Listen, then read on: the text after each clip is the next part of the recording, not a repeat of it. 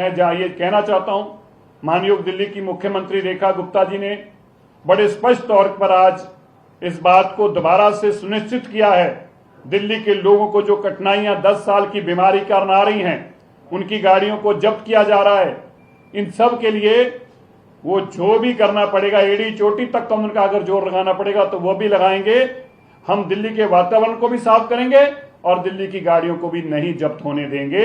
ये हमारी दिल्ली की मुख्यमंत्री रेखा गुप्ता जी का दिल्ली के लोगों के साथ संकल्प है, उनके साथ ये वादा है और दिल्ली के लोगों ने हमें मैंडेट दिया है।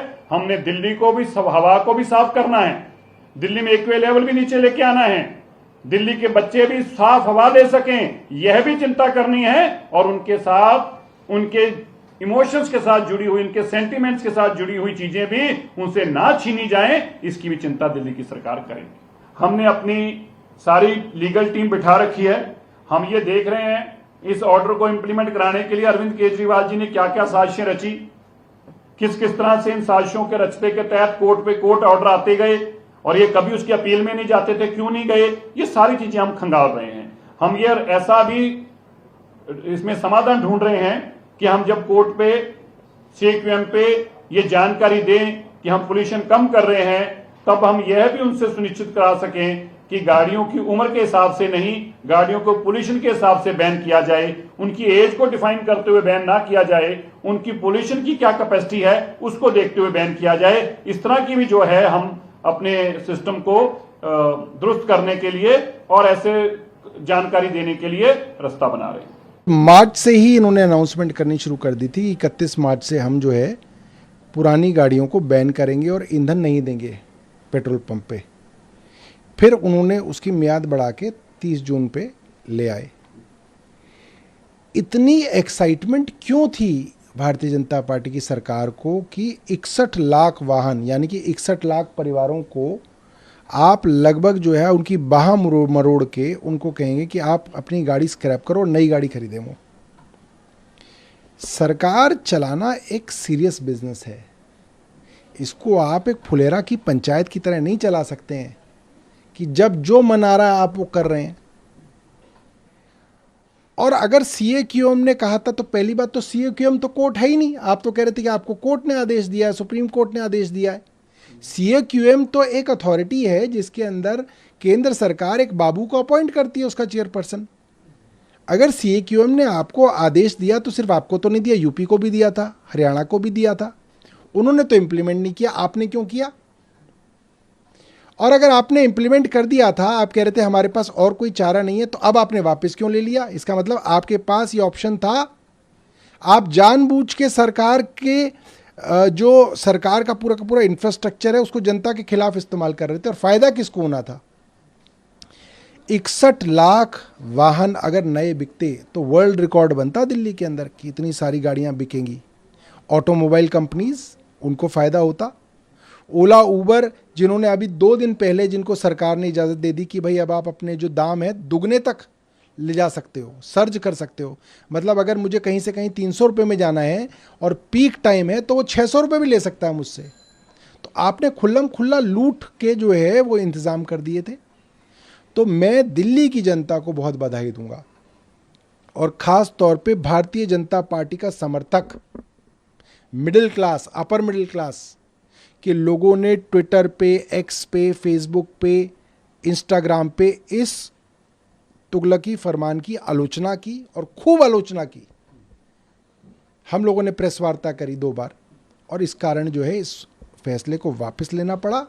मैं दिल्ली के लोगों को बधाई देना चाहता हूं। On July 1st, Delhi government implemented CAQM's order of not allowing refueling of the vehicles which are 15 years old if it's a petrol vehicle and 10 years old diesel vehicle, essentially meaning end of life vehicles. For that, the ANPR cameras were installed and so were the audio output system to identify if there is an end of life vehicle. The audio system will alert the employees on the petrol pump and such vehicles will not be refueled. However, barely a couple of days after this order was implemented, the Delhi government had to take a U-turn, citing technical glitches in the ANPR system that have been installed on petrol pumps like this one. The Delhi Minister Manjinder Singh Sirsa cited that the ANPR cameras are not working properly, the database is not robust, the audio output system is not working properly, and moreover, the vehicles which are from outside Delhi, their database is not available in the present ANPR system, which means while the Delhi vehicles will be denied refueling on petrol pumps in Delhi if it's EOL vehicle, the other vehicles from the adjoining area states will continue to get fuel. So it's very unfair system that's being implemented in the national capital. However, Chief Minister Rekha Gupta said that in many cases people have very emotional relation with their cars if it's a gifted car from their father or somebody else, and hence the metrics to ban such cars should be pollution emission and not the years that has been proposed or that was ordered as per the CAQM. However, Aam Aadmi Party is saying that this Tughlaki Farman, quote unquote, or the illogical order that was passed by the Delhi government has been now withdrawn under the pressure of Aam Aadmi Party and people of Delhi. And they had earlier accused that this was being done at the behest of the automobile industry. On the other side, the confusion for the petrol pump employees like this one continue because the CAQM is yet to issue an official new order in regards to the end of life vehicles. Delhi सरकार ने कल ये बात स्पष्ट की कि वो CAQM को पत्र लिखकर कह रहे हैं कि फिलहाल इस सिस्टम को लागू नहीं कराया जा सकता है। इसकी वजह टेक्निकल ग्लिचेस बताए गए हैं, लेकिन पेट्रोल पंप पे जो एम्प्लॉइज़ हैं उनके अंदर फिलहाल एक कन्फ्यूजन की स्थिति बनी हुई है। ये कन्फ्यूजन किस वजह से हो रही है अभी, क्योंकि ऑर्डर की कॉपी नहीं आई है या आप लोगों ने सिर्फ खबर में सुना है इस वजह से? केवल सर हमें पर मैसेज ही आया हुआ है, बाद बाकी कोई ऑर्डर नहीं आया हुआ है हमारे पास। तो हमें ये इंस्ट्रक्शन दिया गया कि आपने लूज पेट्रोल फिलहाल अभी तक कुछ नहीं देना है। लूज पेट्रोल देने पे मनाही है। ये जो नोटिस लगा हुआ है आपके पेट्रोल पंप पे वो कब हटेगा, इसको लेके कोई तस्वीर साफ हुई? सर अभी हमारे पास कोई ऐसे इन्फॉर्म कुछ नहीं आया है कि जो मतलब कि हटेगा। तो ये ANPR सिस्टम अभी भी चल रहा है? ये तो चल ही रहा है सर फिलहाल। उसमें अगर अनाउंसमेंट होता है कि गाड़ी पुरानी है तो ऐसी स्थिति में क्या करेंगे आप?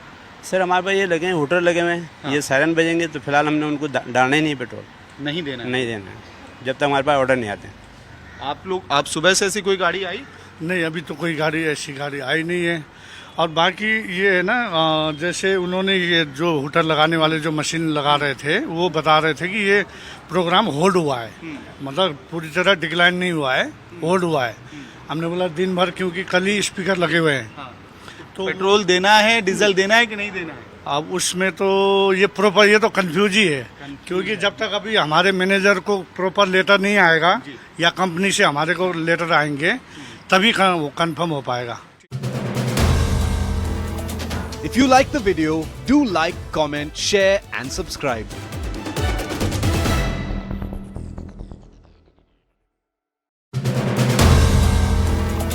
If you like the video, do like, comment, share and subscribe.